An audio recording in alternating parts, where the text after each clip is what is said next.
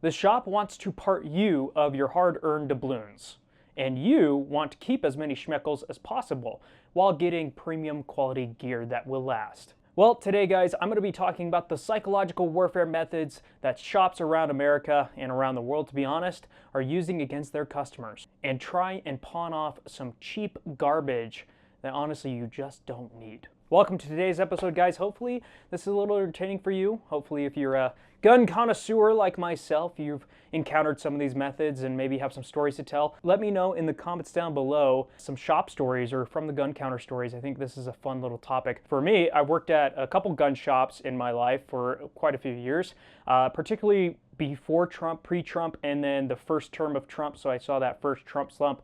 And then a little bit towards the Biden and Trump election. I've seen quite a few ups and downs in the industry, and I've seen quite a few tactics. I've also worked for a lot of local gun shops and stores, and well, I can tell you some stories I've had. So it's a collection of things I've personally seen, things I've heard from friends, things I've heard from gun clerks, and also customer experience as I've shopped around. Now there is a bonus method, which is going to be fun, so stay tuned. It's actually a top six list, but I wanted to kind of maybe keep that as a tongue-in-cheek one. But number one is the greasing technique. Now, obviously, I'm just pulling names out of my ass, guys.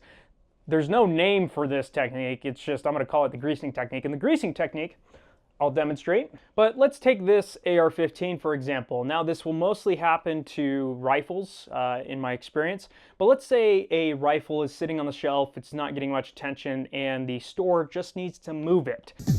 I like to move it, move it. What they might do is, because most rifles, they come bare, they don't come with any lubrication, if any. I mean, this one's probably got just a little bit of lubrication, but not enough to actually be enjoyable. You do need to lubricate your stuff, guys. Grease your shit. Anyway, what a shop might do is add grease to the spring and really any moving part inside this rifle. From stock, from bare bones, out of the box, a rifle will sound like this. It's really gritty. You can actually smell the metal grinding from that. If you worked at gun stores, you know what that smells like, but it's just like it's just metal shavings you can smell in the air. But yeah, it doesn't sound good. And in fact, when most customers pick it up, they'll be like, yeah, that sounds like a cheap rifle. And when this came stock, it was the same sounding, but listen to this.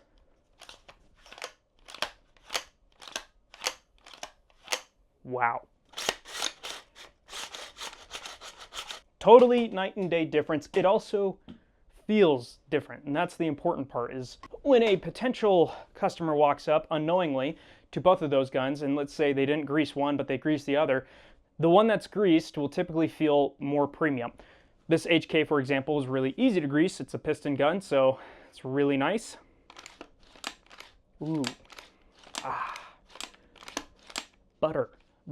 That feels premium. That feels HK.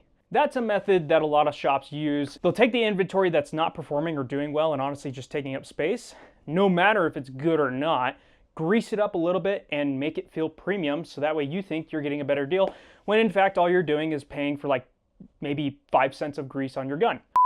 Hey guys, I'm gonna cut in here real quick because I don't have sponsors, but what I do have is you, and you're so beautiful.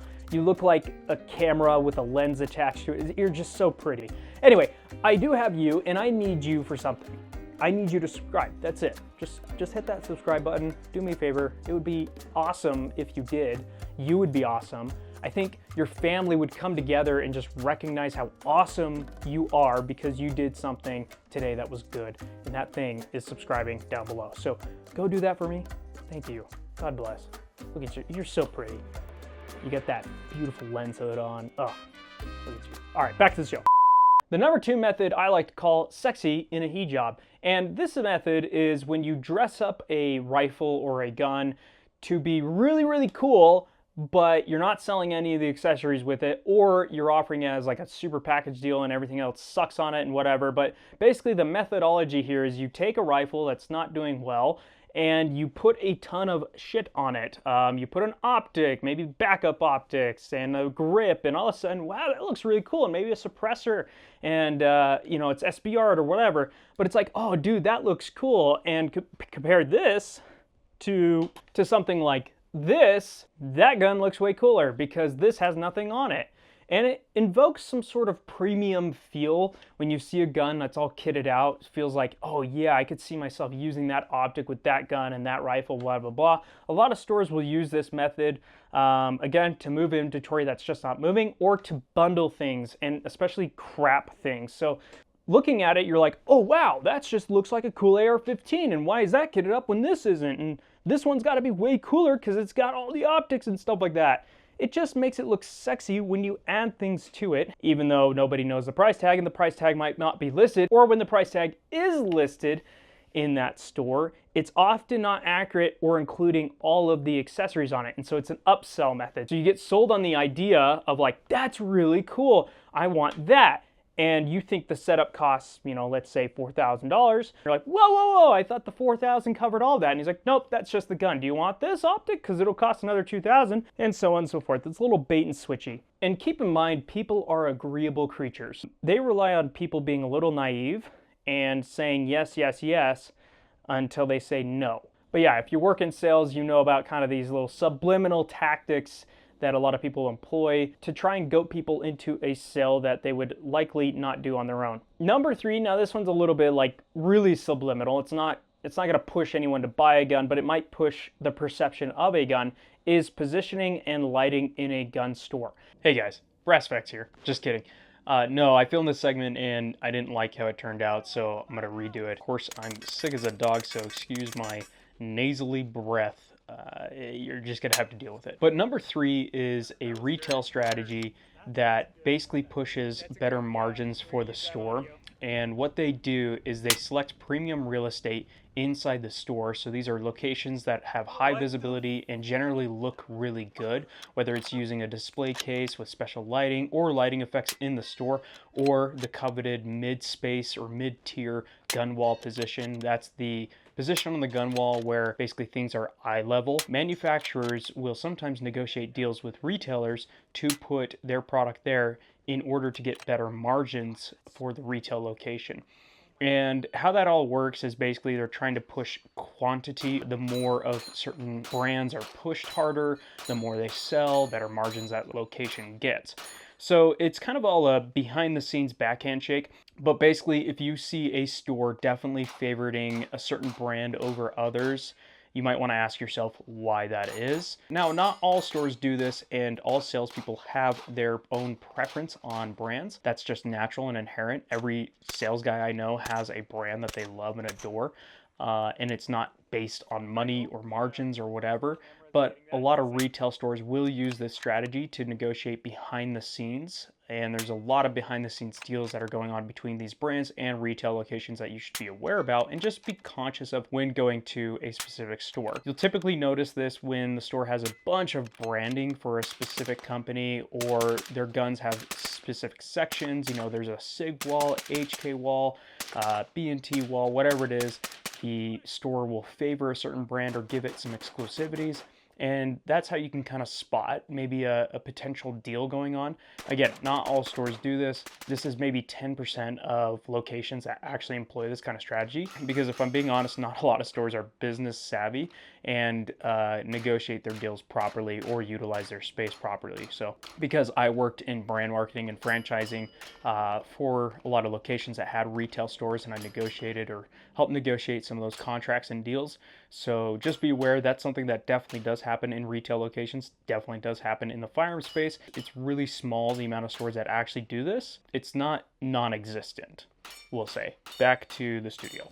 So keep in mind that when you're going to a retail location, if there's like some display or some extravagant thing and they're putting all their guns in there, those aren't necessarily the best of the best. Those are essentially the best of the margins, right? Not what's probably better for you. So you'll want to look around instead of just going right to where the store wants you to look. Okay, number 4, we touched on this a little bit in number 2, but it's bundle packages. Bundle packages aren't inherently bad. What's bad about them is when they try to get rid of a firearm and throw a bunch of crap on it. Like, I mean junk that's gonna break. I'm talking like Olight shit, all right? We're talking no-name brand, Crimson Trace, whatever, flashlight and laser combos in a gun that you don't need that for. And they're trying to upsell you or do like a, buy this and get this free. Well, they could just discount the piece itself instead of having to throw in a crap that you won't need. Beware of those deals. They're not saving you money. They're not saving you headache. They're just trying to remove inventory and draw you into a funnel for a certain firearm. So like, just kind of beware of that crap. If there's ever a sale and it's not quality, like it's not good gear, just ignore it. It's not like, you don't need it. Okay, that's kind of obvious. That goes for everything. Like, don't get crap. Don't get shit that's not going to work. Okay, I actually have a video coming up on some interesting findings with that, but it also involves a bunch of Chinese stuff. So stay tuned for that.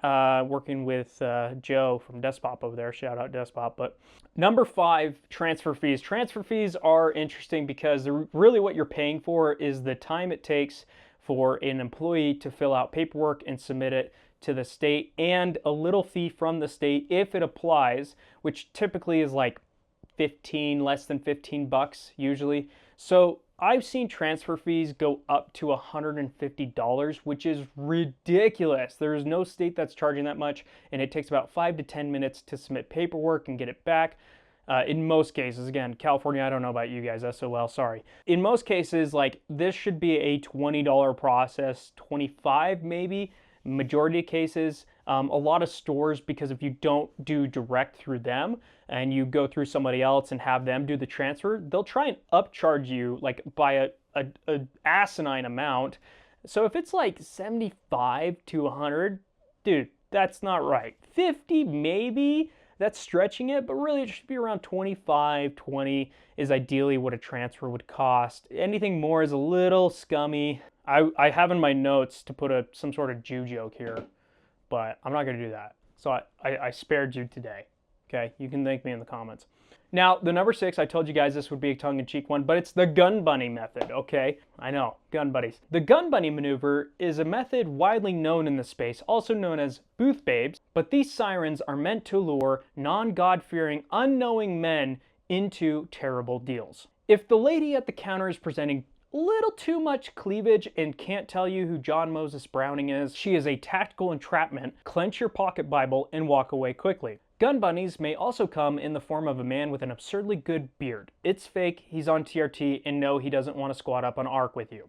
I'm looking for one more team member. I got a cool guy, me and him, we're doing ARC together, we're ARCing hard, and we just need one more dude. We can take down a matriarch. Hit me up in the comments below.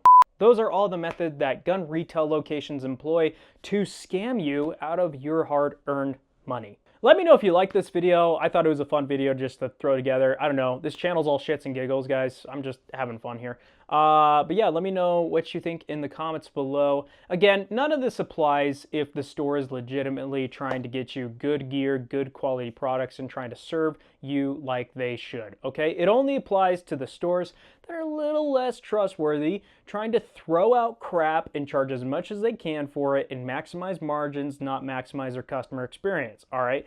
If a store is genuine, good. They can employ these tactics for the better. Well, except tactic 6, that's just absurd. But it all comes down to intent, and if I'm being honest, guys, the FFL business is not a generous business, okay? Margins aren't good anyways, so the way our industry is the way it is because it is a persecuted industry that is hard, really, really, really, really hard to actually make a living in, okay? It is, I would say, on a magnitude of 10 times harder to turn firearms as a passion into firearms as a career than it is any other career out there. We all think it's easy because of mythical DoD contracts and blah, blah, blah, but it's really not. So, you know, support your good guys, support good people in this space, support the ones who are passion and people first. Really, just save your doubloons for those kind of people. Don't waste money on crap products that just are crappy people and scumbags. Like, even if you may like some qualities about it, I guarantee you can get what you need somewhere else from people who are legitimate and actually trying to help and serve the community. So there's always a better deal out there. There's always better people out there, and pay attention and listen to your gut. That's my last advice. Listen to your gut. It will tell you when things are right. It will tell you when things are wrong. And if you can't go with your gut, consult with the Holy Spirit. There you go. All right. Anyway, guys, I will see you later. You want to shoot it together? You get the foregrip. You get the foregrip. I'll take the stock. Wait, there's you.